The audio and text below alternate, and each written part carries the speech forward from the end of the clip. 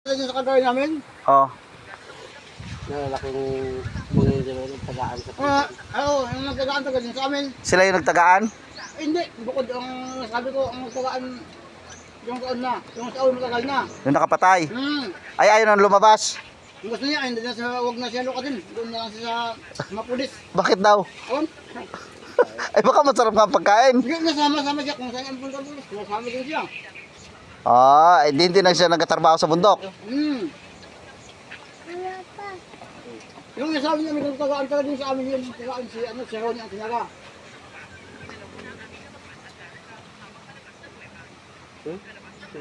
Wala ba'y balinghoy sa ano no? Walang balinghoy sa kulungan no?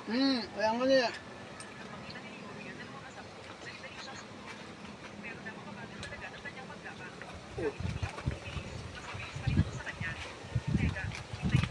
Ay, paano may pagtaggutom na sa inyo? Magpakulong ka na rin sa pulis? Ay, oo, kung magutom na. Oh, magutom na.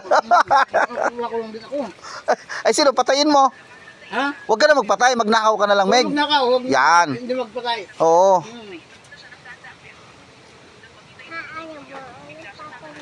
Sige ka na maglabas. Oo, magsakot magnakaw mga kambing.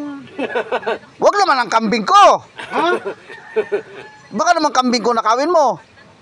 Malay mo. Ay, hindi ka na makakarating ng kulungan. Yung makulong sana, sa kulungan. Sa kulungan. Sarap lang makulong ano, may gwardya. Oo. Oh. Magtakbo ka muna kapitan kaya sa inyo. Bago makulong. Oo. Makulong nga. Ay, pag makulong ay maganda ang kulungan, pag kapitan. Isa ba may akin? Ha, sige lang. Samantalin mo ang Diyos. Oo nga ni. Alam mo ba, Mig, yung kwento na ano, yung mangyan ay nagbili ng ice kinde? Hindi ako may... Anong kwento? Ha? Anong kwento? Ay, tanong mo dyan kay Kuya Rina do. Tanong mo. Alam niya nung nagbili ng ice kinde. May kwento ba? May kwento ba kayo? Ano ba kayo? Iskinde? Oo, tungkol sa ice kwento. Sa iskinde na yun. Alam, nakalimutan. Di ba daw sabi ano, Limutan ko na. yung ganyan baga Meg, nagpatrabaho yung Tagalog. Oo. Pinamerienda ng ice kinde. Abo, nasarapan eh. Palit-ulit.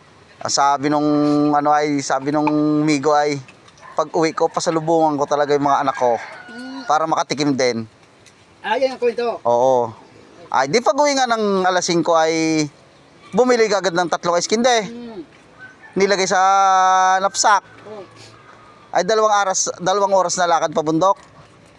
Hanap na iskinde niya eh. Ay, pagtingin sa bag niya ay wala na yung ice kinde niya. Tunod na. Ay, pinalitan pala ng Tagalog daw. Pinalitan daw ng ihi. Nilagay sa plastic. Ay, natunaw na ba yung ice kinde? Sabi ay talaga ang mga Tagalog, mga loko-loko. May ganyan sabi eh. Oo. Nangyari sa inyo talaga yun, ay? Baka nga. Baka hindi ako kwento ng ganyan. Ay, yung pag nagpanood kayo ng ano? Ito lang hindi ang kwento pag hindi mangyari. Walang mangyari ng ganyan. Oo, hindi ko ikwento, no? Walang Ay, kwento. ay, totoo nga.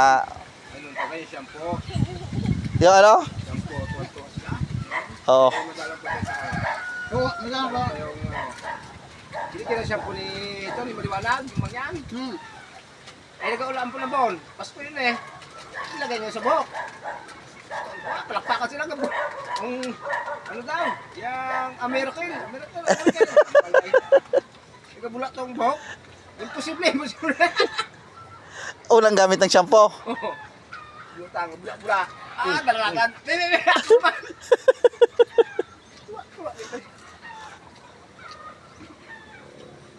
Tapos na yung mga sardinas. Natulang naging sa amin yung pangnoon namin, ang mga unang manyan, walang siya pa sa bundok. Lumo ka. Lumo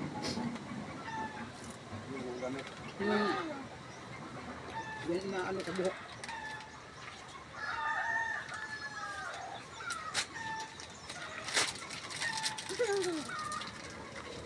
Ay, yung sardinas, totoo yun, Meg. Na? Inapaamoy talaga ang sardinas Na? sa katawan. Awan, di mo na nakuwenta ng ganyan. Ay, hindi mo na inabot. Hindi ko inabot ng ganyan. Eh baka nga, mga unang tao ay, malay mo.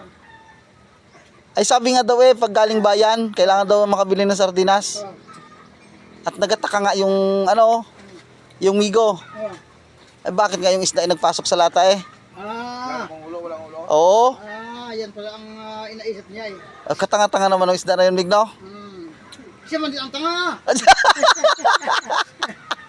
Ay, si Migo pala tanga. Oo. Hindi ba niya inaalaala, paano makapasok ito, hindi na buhay. Ay, wala pang ulo. Oo.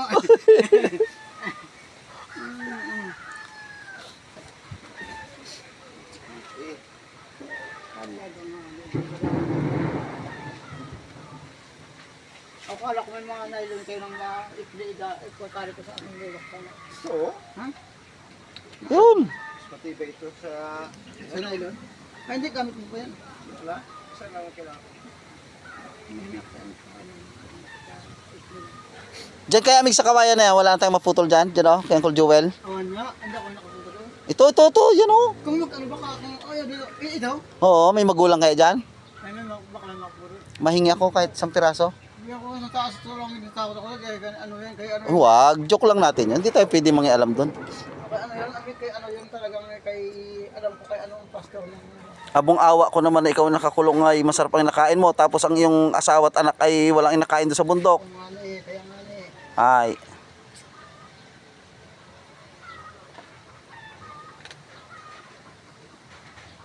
Malapit kayo sa Ilog Meg? Oo, malapit. Kaya lang, naiga na ngayon ng ilog. Ay di, walang ligo-ligo doon sa bundok. Nagaligo din ako, kaya malayo na sa liguan. Oo. Paano sigaw itong Ha? Oh. sigaw ito?